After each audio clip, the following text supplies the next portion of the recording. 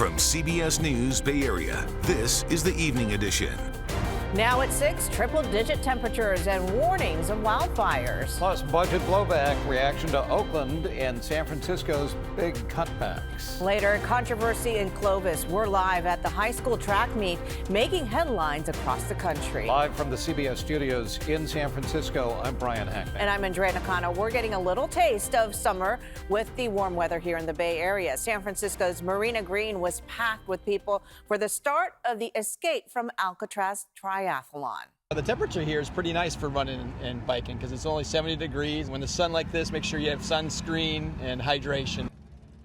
But in the inland areas, a heat advisory. Time to get a check on what's next. Here's Darren Peck. It's going to be so much nicer tomorrow, but we still have 2 hours where we've got a heat advisory for a part of the bay, and it's the part you guys are standing in. The deep red shades that show up for the inland parts of the bay are still very much endless. But Escape from Alcatraz, I mean, that's sitting right here where we did get at least a little help today. Let me show you the daytime highs. Still hot, still in the 70s in the city today, so that's a noticeably warm day, but if you were right down on the waterfront, you still had enough of a breeze. It wasn't 75 there. It would have been in the upper 60s on the waterfront, but where that official weather station is near downtown at 75. Meanwhile, look inland. In fact, you pick out your part of the bay real quickly. I think one of the stories that really drives home the point of the microclimates here is to take a look at this transect of cities that goes from the coast through the city, and it gets over to Oakland, and then bam, as soon as you get over into the East Bay Hills, and certainly out here by Antioch, where it was 101 today. All right, that's today. Let me show you what we have to deal with in terms of the concerns that we still have and the improvement coming your way tomorrow. So the main thing I want you to see is the transition in the colors. That's Sunday. And putting the numbers on there, Sunday just looks a whole lot. Some of these numbers are 25 degrees cooler tomorrow than you were today. Question is, how long do we stay there? I'll show you coming up in the full forecast in just a few minutes. For now, guys, back to you. All righty, thank you, Darren. This weekend's warmer weather coming on the heels of a government report last week that said that the state's above average snowpack is now melting at a record-setting pace. Now, fire officials are warning about the possibility of drought and an early start to the wildfire season. Our John Ramos was across the bay today talking to fire officials about the warmer weather. Contra Costa County has one of the most diverse land masses in the Bay Area, so when things start heating up, it can present significantly different timelines when it comes to wildfire.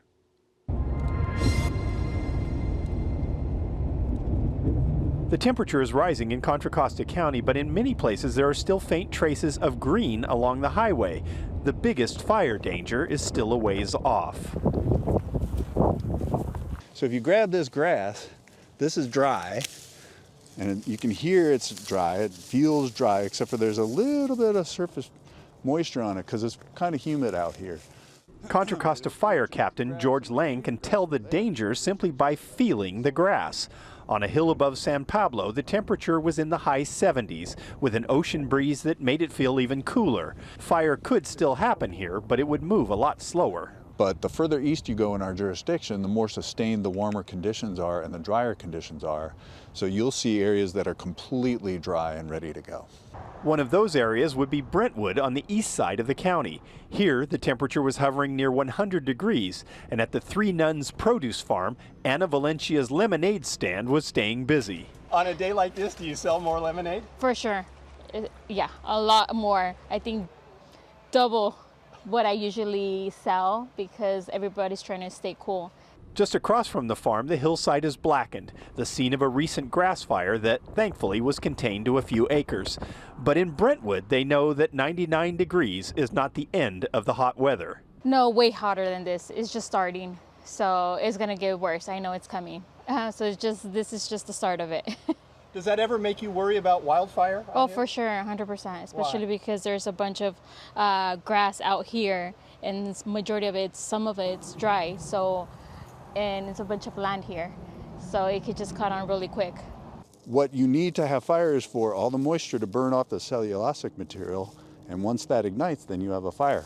The sooner the moisture evaporates from the grass and weeds, the more readily it ignites. With a territory that stretches from the cool of the bay to the heat of Brentwood, Confire's fire season can begin as early as May in the east to as late as July or August nearer the bay. But Lang says there is no place that is immune from the danger.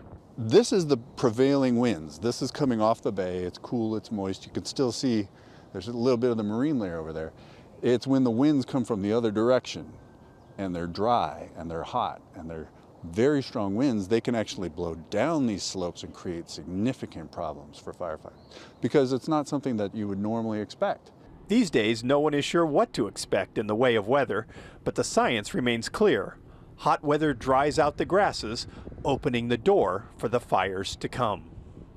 Well, yes, those are the basics. Developing in Richmond a flare advisory at the Richmond refinery. This is video sent to us from a viewer who caught flaring at the plant on camera. Chevron sent us a statement saying that they're aware of the situation and that no response or action is needed. Air quality inspectors are on site and investigating. Turning now to Oakland, where there's disagreement over the city's current budget proposal. Some people are complaining that the plan shortchanges public safety, while others say it doesn't address encampments enough. This comes as a city is trying to tackle a multi-million-dollar deficit. Dahlin attended today's budget meetings to see where Oakland stands. Budgets and numbers, let's face it, they're not very sexy and they don't get a lot of attention. Boring as they may, elected leaders say this proposed budget is very critical because it sets Oakland's priorities for the next 2 years. RVs and homeless encampments are among Oakland's top concerns. Elba Alvarado and her Fruitvale neighbors have been dealing with them for years, especially RVs parked near her neighborhood school. The children is always my concern. I have neighbors stating that they have to walk around the corner in order to get to the school to avoid the RV encampments. She's calling for more housing solutions so RV dwellers don't keep moving from one neighborhood to another as the city clears encampments. They don't have a good plan for the homeless. That's what brought this lifelong Oaklander to her first budget meeting.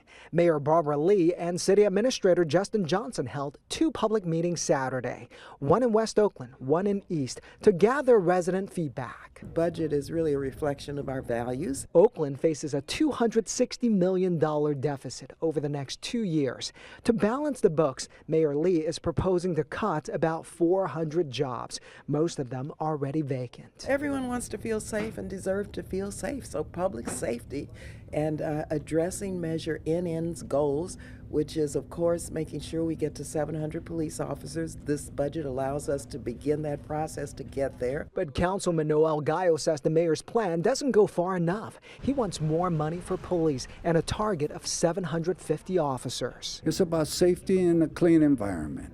Right now, I have so many businesses that have closed down or leaving, but these are employers and these are tax generators. The city administrator argues the current plan strikes the right balance while still funding after-school programs and libraries. They said that they would, so we just got to make sure we hold them accountable and that, this library is very important. And we got to make sure we keep it in the community. In West Oakland, Councilwoman Carol Fife says her neighbors want more investment in cleaning up the streets. There are several cuts to our litter enforcement officers, the people who pick up trash, tree services.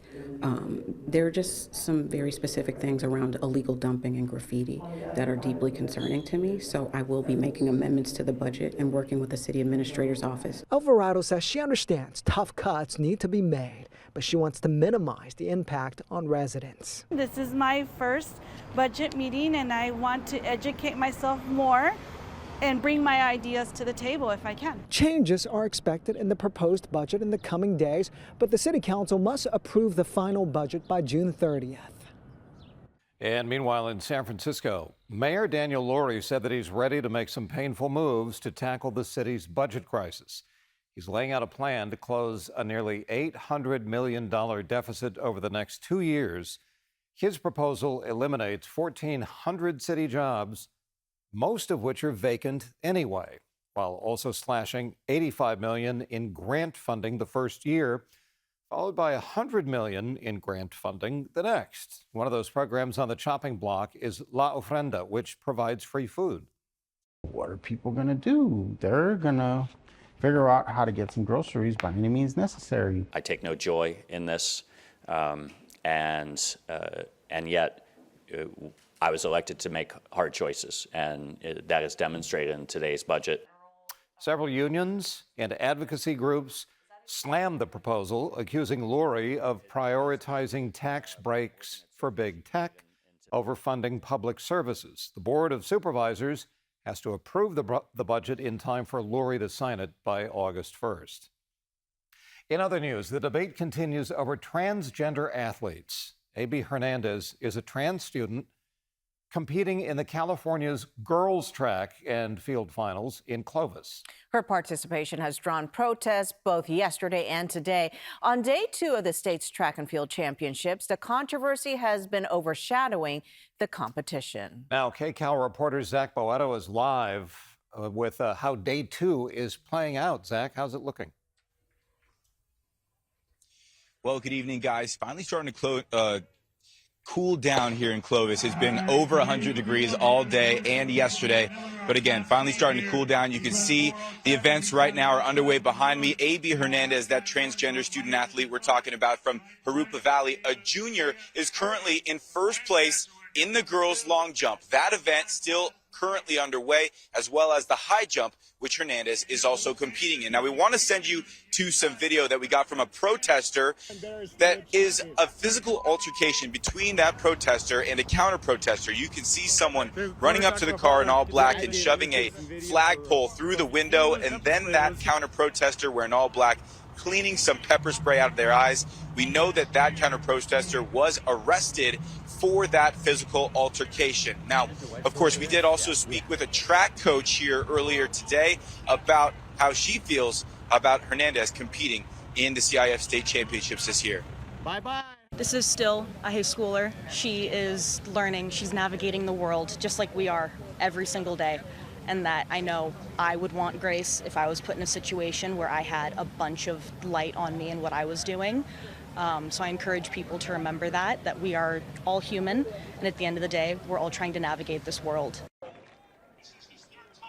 And back out here live once again, A.B. Hernandez, that transgender student athlete, is in first place in the girls' long jump, is competing in the high jump, and later on this evening will be competing in the girls' triple jump. Guys? All right. Zach, have you been able to get any sort of sense of how the athletes are feeling? But this is a competition for the athletes and the students at this championship. Any sense of how they're dealing with all of this?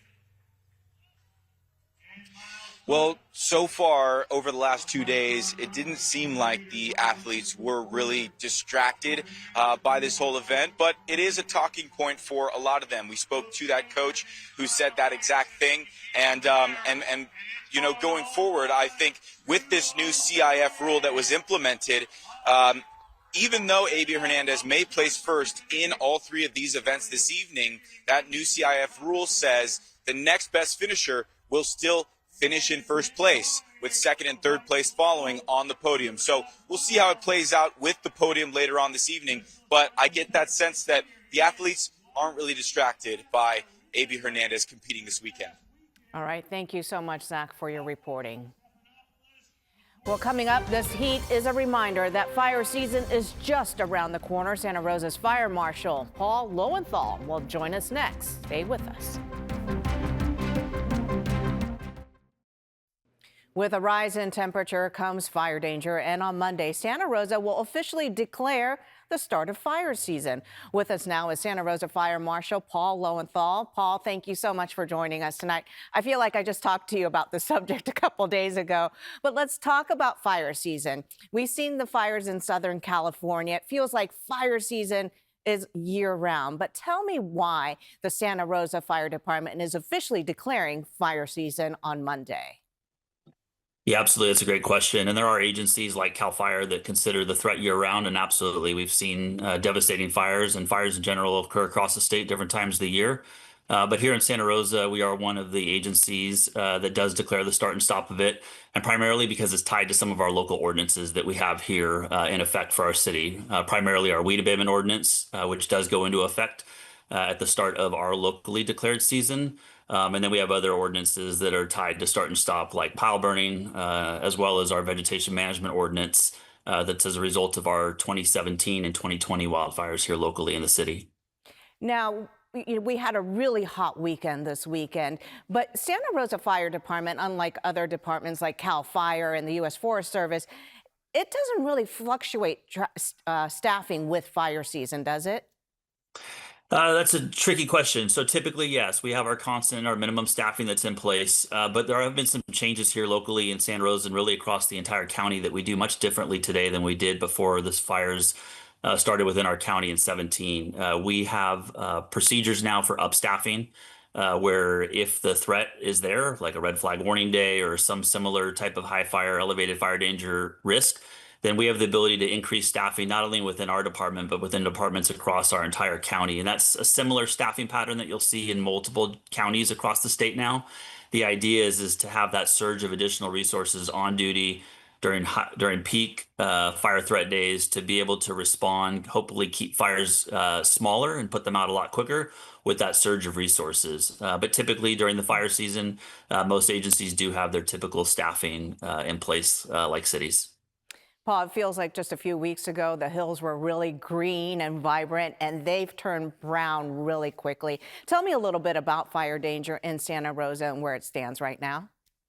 Yeah, it was really interesting. We released our local website, srcity.org/weather, and it was designed to show people kind of the microclimates that exist in the city during the winter as well as during the summer. And originally the idea came from the fires and to kind of track the winds and humidities. But we released a public-facing website during the winter, and we're able to really see how much rainfall we were getting this last season.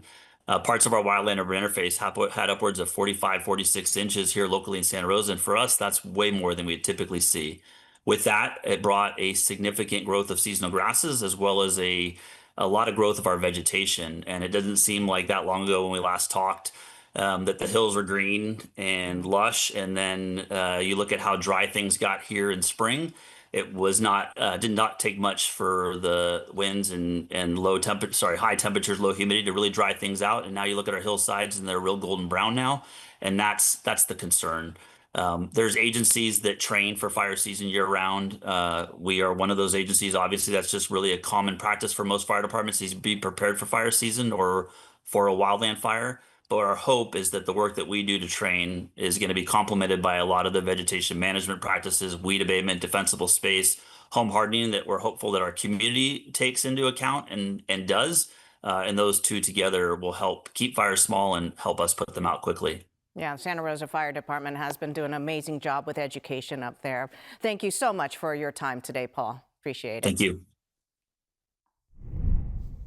All right, let's pick up this forecast now on this heat wave and getting out of it. I've got really good news. I'm going to show you how the temperatures are going to improve in 1 second. First, I'll show you where we were today and where we're going to be over the next couple of days, really tomorrow when some of us are 25 degrees cooler. Here's Exhibit A. That is live updating satellite right now on the virtual set. These are building cumulus clouds, and that one out there actually just sparked a little bit of lightning and thunder near Santa Barbara. Look up here, because I've got a little more resolution on this when we take a look at the satellite imagery in the old school monitor. There's something going on over California today, and that is going to break this heat wave tomorrow for us. It's even going to introduce a small chance, believe it or not, of a sprinkle tomorrow morning. When the marine layer out here, you kind of see what's going on off the coast here, a little bit of this marine layer, and you kind of see where we are. So we're not looking at the thunderstorms over there. Now you see a little bit of a marine layer that will build in along the coast overnight tonight and will be allowed to deepen enough that as it works its way on shore tomorrow morning, you won't even see it out here when we look at the bay. There's satellite imagery on here, but it's clear. We might get a sprinkle out of it. But let's go in order. First thing we want to do, let's take a look at where we were today, because then I want to show you the improvement. These are Saturday's daytime highs. And this is where we did, once again, numbers just as hot as Friday. And now here comes the good news. We'll say goodbye to the numbers. Watch the color contours. I'm going to hit the button. We're going to switch from looking at the color contour Saturday afternoon to Sunday afternoon. And now you see the dramatic improvement. These are your Sunday numbers. Now, some of those inland are 25 degrees cooler than you were today. That is a huge drop to go through from one day to the next. And we're totally out of this in terms of the heat side once we get to tomorrow. But having said that, there is still a heat advisory that is in place right now for the inland valleys because of those numbers going back up to 100 today. So when we leave behind that high resolution satellite, this is the heat advisory, stays in effect till 8 o'clock tonight. Look at the locations still in this. from Concord down 680, out 580 through the Tri-Valley, certainly Brentwood and Antioch. These are places around 101 today. Once we get to 8 o'clock, the temperatures will have dropped enough that the heat advisory will be allowed to expire. Santa Clara Valley is in it as well. Your temperature's around 90 today here, as we just saw on the map for today, and you're going to be back into the mid and upper 70s there by tomorrow when things start to change. So that pattern that's going to do this for us, when you look out on the satellite, you don't really see a whole lot. You see the big mass of clouds we were looking at here just now showing up on the virtual set. But when we put it in the water vapor, you can see what's driving all this. It's a little counterclockwise spin here. See that little explosion of clouds? This area of low pressure is getting pulled up over California. That's going to help deepen the marine layer, which is going to get pushed on shore by that trough. They're both going to come together and help us out tomorrow and really bring the temperatures down for us. And there's a chance, in addition to the sprinkle, when the marine layer deepens tomorrow morning, there we are, that's actually Sunday and Monday morning, both days we'll see the marine layer like that. Even if we get a light sprinkle from that, some of these storms coming up in the Sierra might actually want to try to develop a little bit of rain on their own. Let me show you what that will look like. And in order to find that now, we need to go all the way back down towards Mexico. So let's reorient ourselves on the map. And you're going to see the showers that start showing up down there. There's your timestamp. That's tomorrow. Sunday, watch this stuff march up into the Sierra. And by Monday, it's kind of working through Central California. I don't think it gets here. But there's a chance you might get an interesting cloud show. Bottom line is, it's a dramatic reversal in the atmosphere overhead. The wheels are turning in our favor at this point to really give us a break and a much needed change in this pattern. So let's get into the 7-day forecast. Once we do this cool down on Sunday, we're pretty much just staying there. So the numbers that you're going to experience on Saturday, just keep repeating. We don't really change that a whole lot. The only thing that might change will be the cloud show that we'll get over the next few days. And we'll see the 7-day forecast looks identical on here, by the way. In terms of the pattern, when we look at the numbers for the Bay, the numbers are cooler. But the pattern's the same. Big cool down tomorrow, and then you're staying put. Going to be good to have him in the backfield. The Valkyries will host the Minnesota Lynx tomorrow at Chase Center after a road trip to New York. It was a homecoming of sorts for Kayla Thornton, who played for the Liberty, but that doesn't mean she picked up the local taste for pizza. Matt Lively has more. Take a look. New York City, the Big Apple, the city that never sleeps, what many consider the pizza capital of the world. Hiya, Tony. 2 or 3. 2, give me 2, let's go. With the Valkyries in town to play the Liberty, I was leaning on former New Yorker Kayla Thornton, who spent 2 seasons here, to guide me to the best slice. The pizza here in New York is not too bad, but it's just nothing like a Papa John's pizza. Hold up. Papa John's? Have you tried Joe's or like John's of Bleecker Street? See, that already sounds not good. No. Joe's and who? John's of Bleecker. Bleecker? What kind of pizza is Bleecker? This isn't the first time that KT has opted for the pizza founded in Indiana. I really don't care for pizza, but if I had to choose, it'd probably just be Texas pizza, just a regular Papa John's. If you go to a real Italian spot, the pizza, when you pick the pizza, it just all drag down. That's pitiful. They need a stick. She said Papa John's. No, absolutely not. I'll go on Google before asking KT if she's gonna say Papa John's. But I had faith in KT. Why not go get her favorite pizza in all of New York? Right here is my favorite New York pizza joint, and I'm gonna go get me a New York slice. Crust, it's the flavors that they have, and then some people don't have the little chili on there that you bite, and then you just drip it on the pizza. So, I gotta give it to Papa John's. New Yorkers might be offended, but for KT, it's the only pizza that catches her eye. Do you know how many pizza shops are in the greater New York City area? I only know one, Papa John's. Maybe 20? 1,800. And coming up, White House denounces a response from Hamas about a potential ceasefire in Gaza. We'll have details after the break.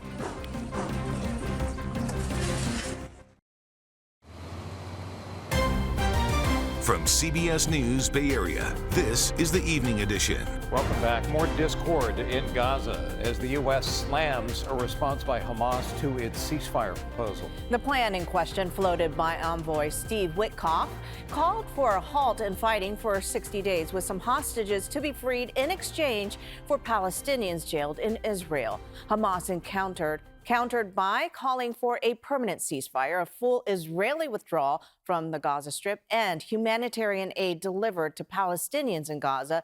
The White House called the response totally unacceptable, but President Trump remains optimistic a deal is near. I think they want to get out of that mess. They're in a big mess. I think they want to get out of it. Back home, Trump promising new tariffs on foreign steel, doubling taxes on all steel and aluminum imports. And while the steel industry hopes it will jumpstart the sector, some are worried the move will backfire. Here's Bradley Blackburn. In front of a crowd of Pennsylvania steelworkers wearing hard hats, President Trump announced a hard hit to steel imports. We're going to bring it from 25% to 50%, the tariffs on steel into the United States of America, which will even further secure the steel industry. Trump toured the U.S. Steel facility in Pittsburgh after announcing he'll allow Japan's Nippon to invest and partially own the company. A $15 billion bid by Nippon was blocked by the Biden administration, but Trump says with this deal, U.S. Steel will still be under U.S. control. I have no doubt that Nippon and Dave and everybody else, we're all working together, and I'm going to be in Washington. I'm going to be watching over it, and it's going to be great. Earlier in the Oval Office, Trump bid farewell to Elon Musk. Thank you, Elon. Giving him a gold key for leading the administration's Department of Government Efficiency. Musk has spearheaded cuts of tens of thousands of government jobs. His own role as a special government employee limited by law to 130 days, though the president said he could continue unofficially. Elon's really not leaving. He's going to be back and forth, I think. I have a feeling it's his baby. So I look forward to continuing to be a friend and advisor to the president. Musk says Doge has saved the federal government more than $160 billion, far short of the $2 trillion he initially predicted. In other news, more than 1 million Ford vehicles have been recalled because of a software issue. The Traffic Safety Administration warned that the rearview camera could freeze while driving and cause crashes. Another 29,000 Fords were recalled separately for a detached control arm that could cause a loss of steering and control. And after a lengthy feud, Taylor Swift now owns all the masters to her first 6 albums. Swift was able to buy back the rights from various parties after a 6-year legal fight. No word on what the price tag was, but Swift does plan to reissue those albums. Coming up, meet the woman behind San Francisco's Sculptured Heart series. We'll be right back in 2 minutes. Well, on the last day of Asian American and Pacific Islander Heritage Month, we want to introduce you to a Chinese American artist whose work is featured across San Francisco. Mary Lee introduces us to the woman behind the city's Heart Sculpture series and shares the inspiration for her work. A lot of good memories. Lori Chin is a second-generation Chinese American. Born and raised in San Francisco, her artwork reflects both her love for SF and her culture. Being an Asian American in SF is definitely something you can be proud of, and you don't have to feel ashamed. And kind of your culture is everywhere. Some of Lori's favorite memories are with her family in San Francisco's Chinatown. She even created a series of nostalgic designs featuring her favorite childhood Chinese snacks growing up. Especially the Vitasoy. My grandpa used to take me and my brother to Chinatown, and we would always play at the playground, and for sure after he would take us to like one of those tiny little corner stores that is sadly no longer there, and he would go and let me and my brother both get a Vitasoy, and we would sit on like the stoop and wait for the bus together and just drink our Vitasoys. It's not just Chinatown, but it's part of a city she calls home that means so much to her. Everything about SF is just like special, at least to me, but maybe that's because I grew up here, but I love that it's just a place that a lot of people can just come and be themselves. You could say Lori left her heart in San Francisco, designing 2 sculptures for the Hearts in San Francisco Public Art Project. This heart here in Union Square is probably one of my proudest moments. You know, just growing up in San Francisco, you always see the cool art downtown, and just like everyone knows the hearts that are down in Union Square. Lori's entire family is proud of her, especially her dad, who couldn't be prouder. I remember when Lori had her beautiful heart displayed at Union Square. My wife and I would go there maybe every other week, and I would point out to people admiring the heart that my daughter painted that. Lori and her dad took me to her former high school, Lowell, so I could see her second Heart of San Francisco sculpture. I haven't been back to Lowell probably since I graduated, and I know there's been like quite a few changes. Walking back into her old high school, Lori saw her heart sculpture celebrating diversity, proudly displayed in the main hallway. What do you think when you're seeing this heart for the first time in years now? I'm actually kind of surprised that it's in better condition than I thought. I thought for sure it would be maybe a little more messed up, but for the most part, it's pretty intact.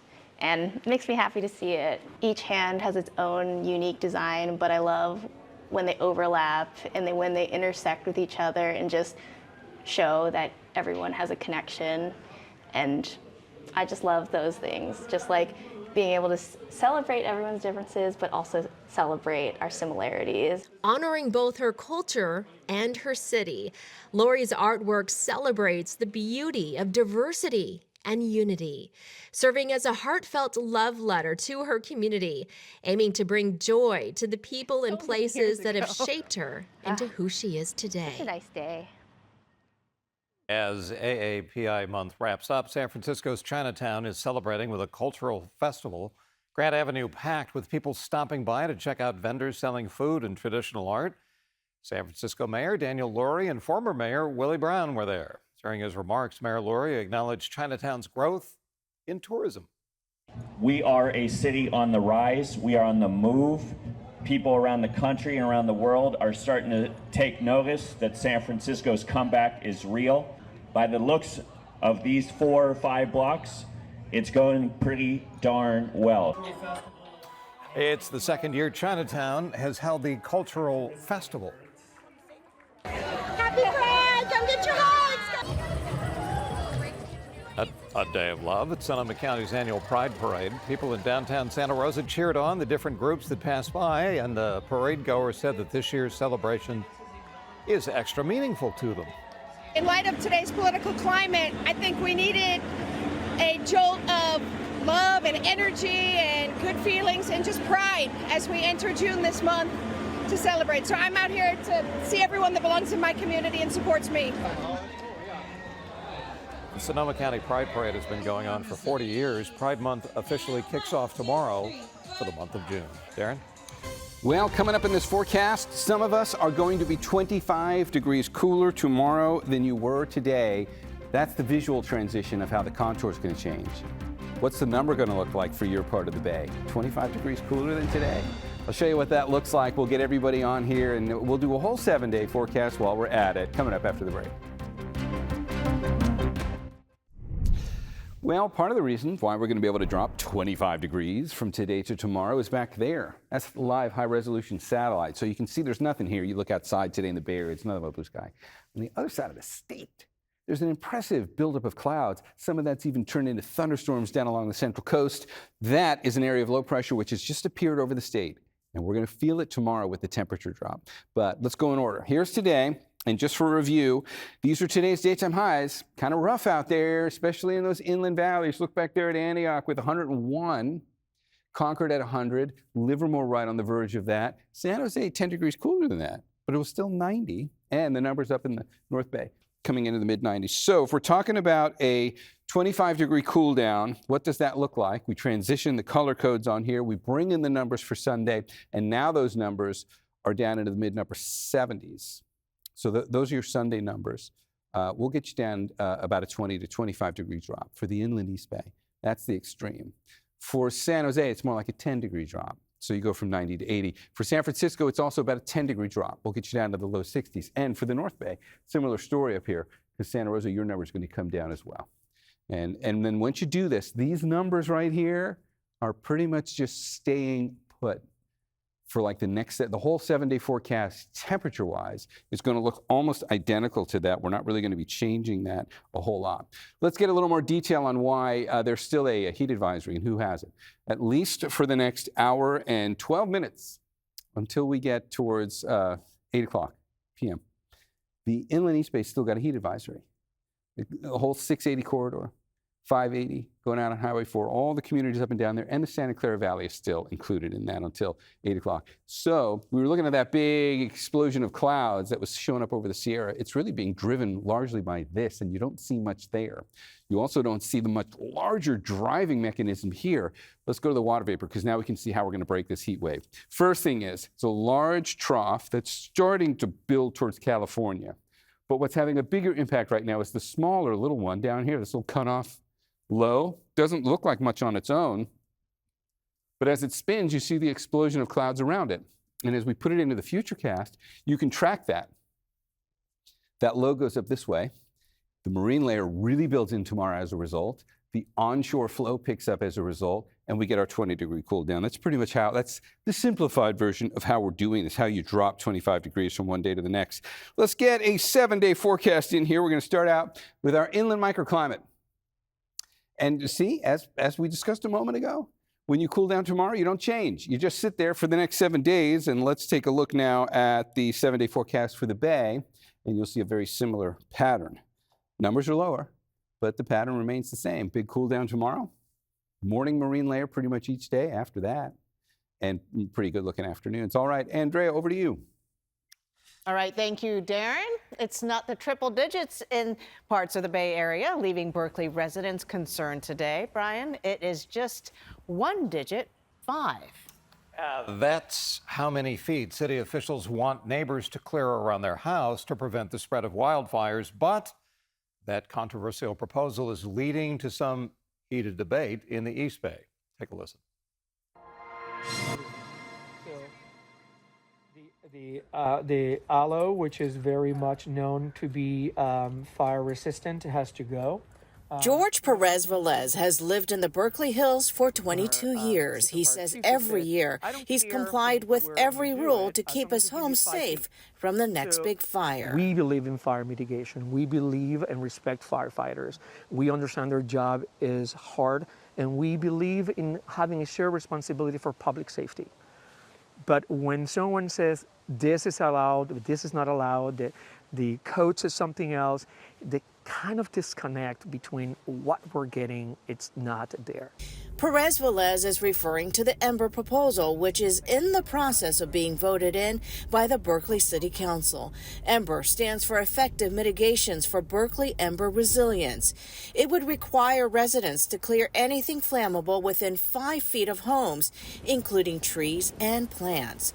Perez Velez feels the city didn't do enough to get feedback from the community and doesn't have a plan to pay for it. But the assumption that a fixed income person, a retiree, or anyone can put out of pocket $5,000 to pay for a fire break for the city without creating a mitigation fund to help folks, it's quite disingenuous. Berkeley City Council member Brent Blackaby says he hears the concerns of the residents in the district, but has to weigh those concerns with how to best protect roughly 1,800 homes in the high fire severity zone. And we know that the next fire, if and when it comes, is most likely going to start in the park and come over to the homes here. Blackaby says with the state passing Proposition 4 last year, it will invest $1 billion in fire prevention over the next 12 months. The city has also secured $1 million from CAL FIRE and is working on a transfer tax credit system to offset the costs. People know that if we are going to do this right, we need to make it as easy as possible for as many people as possible to participate, and financing is a big part of that. But after seeing the devastation of the fires in Southern California, the city needed to find a way to give firefighters a better chance to save homes. This is going to take some time. No one says instantaneously you need to sort of have everything fixed, but it's a journey, it's a process, and it's time for us to start the process moving towards the safety that we know we're going to need to achieve. Perez Velez started an organization called the Alliance for Practical Fire Solutions to find what he calls sensible new regulations. He says his neighbors fully realize the situation they're in and the damage fires can cause, and are all in to keep the community safe. For 20 years, we had fire inspections. For 20 years, they told us, do this, do this, do this, and you're in compliance. Now, all of a sudden, all that doesn't work. That's a tough one. After the break, speed dating for roommates. Stay with us. Well, when it comes to living in San Francisco, it's not just the rent that is tough to swallow. Finding the perfect roommate can often be just as hard. But as our Laureen Ayub shows us, one company is trying to make that a little bit easier. You may have heard of speed dating. Well, welcome to the era of speed roommating. Put on by roommate finding service Spare Room, the new gatherings are helping roommate seekers like Priyanka Shetty find an ideal housemate. I've been here in the Bay Area for 5 years now, and I'm looking to move to the city. And I thought it'd be a great opportunity to find a roommate here. The rent's like obnoxious to live alone. Priyanka is not alone. According to Spare Room, at around $3,000 a month for a one-bedroom in San Francisco, more people are looking to share rent. But instead of blindly living with strangers, the gatherings help people find safe and compatible roommates. Priority should be your safety and mental sanity, right? That is very important. And if that can be conducive with other people, yeah, why not? With attendees notating their budgets and preferred neighborhoods, Rupert Hunt, the CEO of Spare Room, says these gatherings not only help people save time and money, but also might save you from some unnecessary roommate trauma. The trouble is occasionally you maybe spend an hour or two going to a viewing, but then you might know within moments that you wouldn't get on with the person that you're going to live with. So this is just a more immediate version of Spare Room where you meet the people you're going to live with. And, you know, it's the people that are going to make or break the experience, not the size of the room or the power of the shower. Participants display their shared interests while finding someone to share their bills with, too. If you could save $1,000 by splitting it with somebody and have a decent living situation, why not? It's a win-win, right? Because in the Bay Area, the real love story might just be about finding that perfect roommate. When you were in college, were you just thrown in with somebody by random, or do you remember? Yeah, when I went to SF State in the dorm, I was thrown in with somebody, and then I found a place on my own. Didn't work out well. Yeah. Imagine racing up a hill, carrying a tray of drinks without spilling a drop. That is just one attraction at San Francisco's longest-running street festival. That's what I say. The Union Street Festival takes over Cow Hollow every summer. Now in its 47th year, the big draw is the Waiters Relay Race, where restaurant staff from nearby establishments compete for bragging rights. And if you missed today, don't worry. The festival will resume tomorrow morning at 11 o'clock with the waiter race set to kick off at noon. Guess you'll have to waiter then. What happened to you at Cal Poly? Waiter then. Same thing. It was thrown in with somebody. It was not good. Thanks for watching. We'll see you back here at 11.